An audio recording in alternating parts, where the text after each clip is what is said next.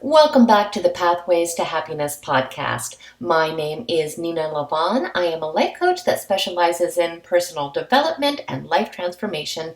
And today we are going to be talking about separating our persona from our true self and separating who we are with what we do. So we have a pretty big topic today that I'm extremely excited to talk about. But before we get into it, I just wanted to ask how everybody is doing during this very surreal time. Have we adjusted to the new normal?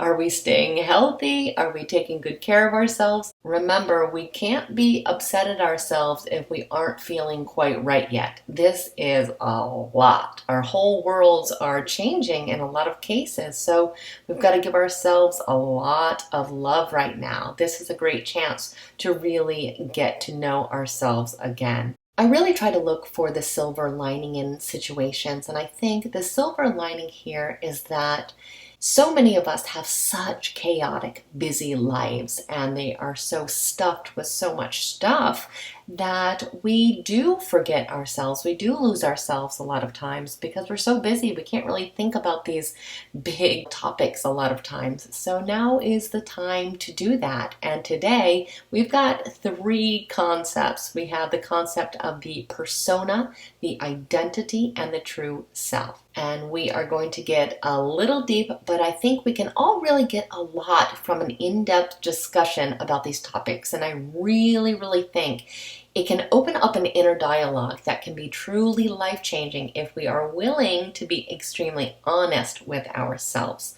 So I decided on this topic today because of two separate conversations that I had with clients. And it was about something that I really feel that so many of us can identify with. And it's something that I personally went through to such a paradigm shifting degree that I thought it was the perfect time to bring it up. But make no mistake, today's topic will have a happy ending. There is an uplifting message, I promise, but we have to kind of dig deep to get there. So let me give you the basics of one of the conversations, which I got permission to share without a name, and the other conversation was extremely similar in nature, so it all is kind of in line.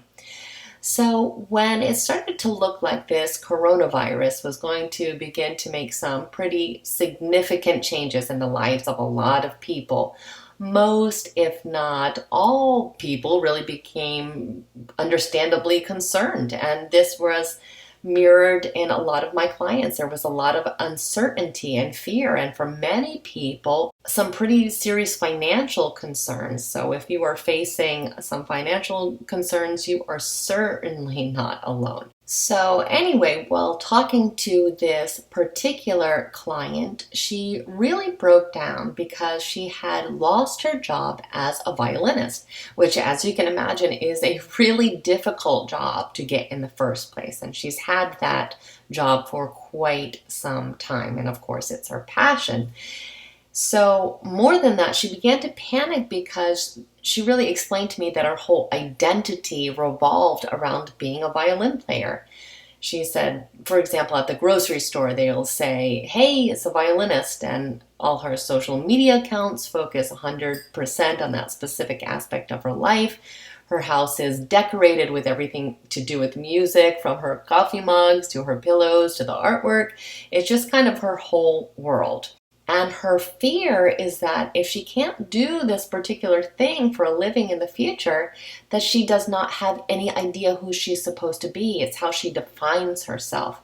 It's what makes her feel special. It makes her feel that it's the gift that she's giving to this world. And understandably, she is panicked because she feels like her very identity is being taken from her. Now, I'm sure a very small fraction of us play violin, but I'm also sure that we can all think of some of the roles in our lives that we may have really formed an identity around. So maybe it's being a mom or a writer, or being really into yoga, or someone that loves dogs or video games, or you're a history buff.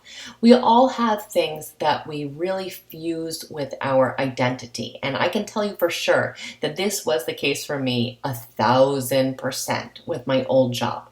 I was so identified with it that I truly began to confuse what I did with who I was. It completely defined me. I felt like it was my purpose. It was the role that I was supposed to play. It was wrapped up in everything. So I could really relate to the violin story.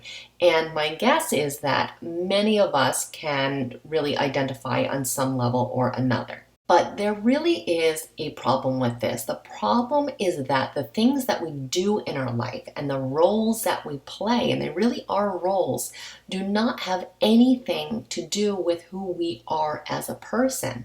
They are our interests, they are our passions, they are how we spend our time, but they are simply not who we are. It seems so simple, but so many of us really fail to make that distinction.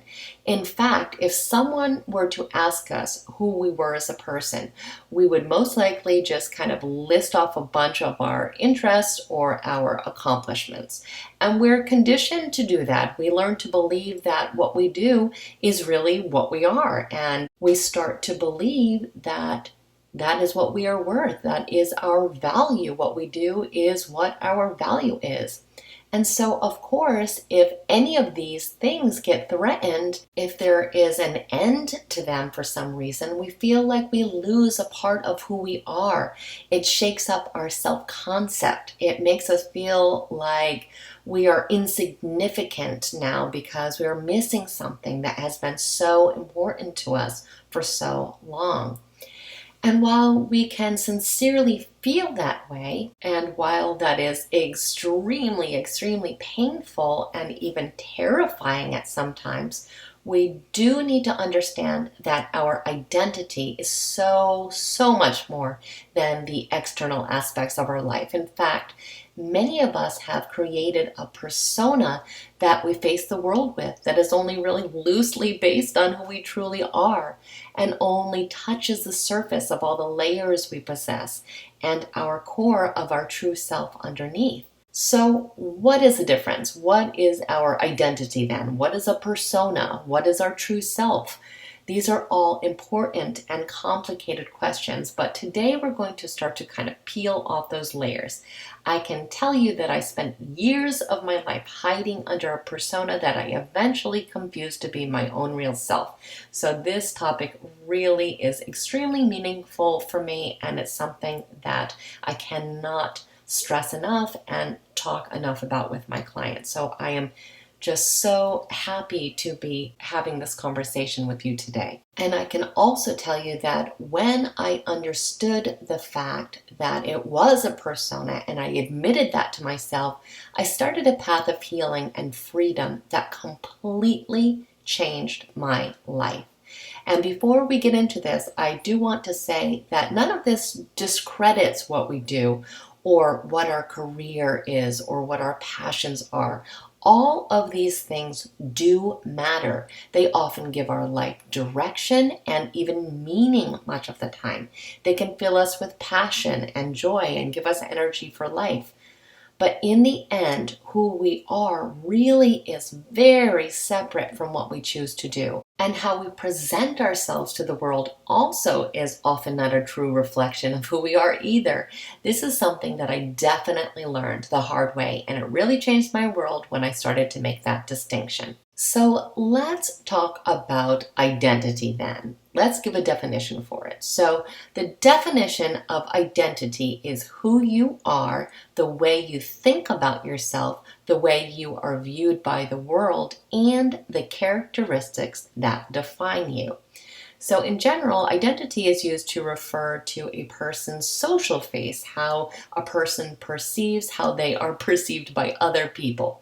I find this definition really interesting because I think a lot of the times our identity is really a persona. So this is a term you may or may not be familiar with, so I wanted to quickly define that as well. So a persona, in the word's everyday usage, is a social role or a character played by an actor. This is a word derived from Latin, and it originally referred to like a theatrical mask. But persona as a concept really comes from one of my favorite psychologists of all time, Carl Jung. He was a Swiss psychiatrist, actually, and I find his work to be extremely interesting and extremely relatable. Now, some people find it to be kind of out there and question some of his theories because there's no way to prove them with any kind of empirical evidence, but that is so often the case when we're talking about concepts that have to do with personality or the subconscious mind or in psychology in general. A lot of this just deals in theories. So with anything of this nature, we just have to consider if it rings true for us personally, which it certainly does for me. So it's something that you can consider if it rings true for you. So let me give you his own words for this idea of the persona. So he says, it's a kind of mask designed on one hand to make a definite impression upon others and on the other to conceal the true nature of the individual. And I think about modern society now and how many of us really create virtual personas or online identities that are based on who we are, but tend to be much more of who we wish we were. We self-edit to make ourselves look as good as possible to other people, and everybody else is doing it. So no one is really exposing their true selves, and maybe not many people even know who they are anymore. So we could really spend an hour on this topic alone, but let's get back to Carl Jung. So our persona is how we present ourselves to the world, basically. Our persona represents all the different social masks that we wear when we're with different groups of people and in different situations. It's something that we design. It's the way we want people to think that we actually are. It acts as a shield to the ego from potential negative feedback. So we just kind of create our ideal selves and we start to kind of believe that we're this persona. And it's really easy to see how this cycle really gets started because during our development, we learn as children that we have to behave in a certain way in order to fit in with the expectations of society or of our parents and of, social norms. So our persona develops as this social mask to contain all the things that we want to hide about ourselves. And all of this makes perfect sense. But the problem is that we can become so closely identified with this persona that it can lead us to completely lose sight of our true self. And like I said, this is something that absolutely happened to me, and I think happens to so many people. So how does this relate to our violin story? It relates because what we enjoy in this life or what we get noticed for being good at, these are the things that get brought to the forefront of our identity. These are the things we label ourselves with. We become someone that likes this type of music or this type of literature or this type of fitness or whatever it is. We use it as an identifying point to set us apart from other people.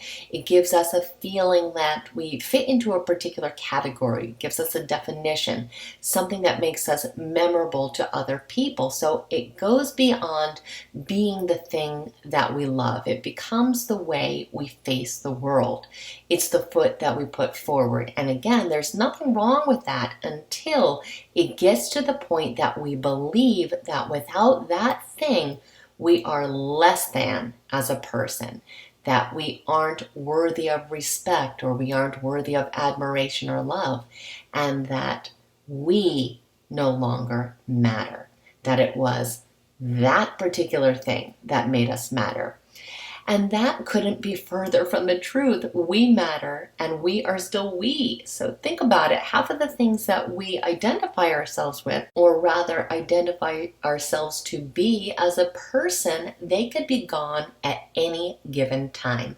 If our identity is, let's say, of a husband, if we get divorced and that is no longer so, we are still here and we are still us. So our identity wasn't that we were a husband. We thought that was our identity, but we're still here. So that doesn't really make sense. In the end, we really need to understand that even in the heartbreaking case that we can no longer be a professional violinist or even temporarily not be able to be a professional violinist, that is a separate fact than not being who we are. Who we are does not revolve around what we do. And I do think that's something that we get on some level, but I feel like it can be a punch in the gut when we have to share it with the rest of the world. Like they're going to feel sorry for us or be confused or value us less because we are lacking that novelty. We can feel embarrassed or like a fraud because we think that we are taking away something that we consider to be a selling point. And we get scared because we might not know who we are without these things. But here is the good news, and it's good to be clear about this sooner than later. You are you no matter what, and there is beauty that can be found by unpeeling these complicated layers of our persona and getting to the good stuff inside. The things that really do make you who you are, your essence, your values, your emotions, your perceptions, not the things that can be classified as anything, the things that just are. The beauty of this is that it's something that never can be taken from you. It's not a job you can lose or beauty that can fade.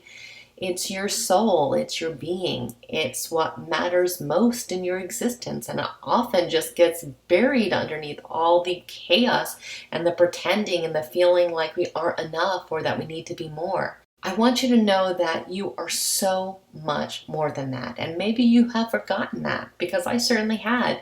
I was full on living a story that I had made up in my head and that I was asking the world to believe because I believed it so much myself, especially with time. The more that you live this story, the more it becomes your reality and it's not really you. But somehow I made the realization that I had forgotten myself and that my persona really had taken over. And I know sometimes we just don't even know who that is anymore because we've been so concerned with the what we are instead of the who we are. But ultimately, if we want to live a fulfilling life, we have to know who we really are. And this is something that takes searching to discover a lot of times. It doesn't happen when we're stuck in fear or doubt or when we're worried about what other people think. And it certainly does not happen when we are completely disconnected from ourselves, which so many of us are.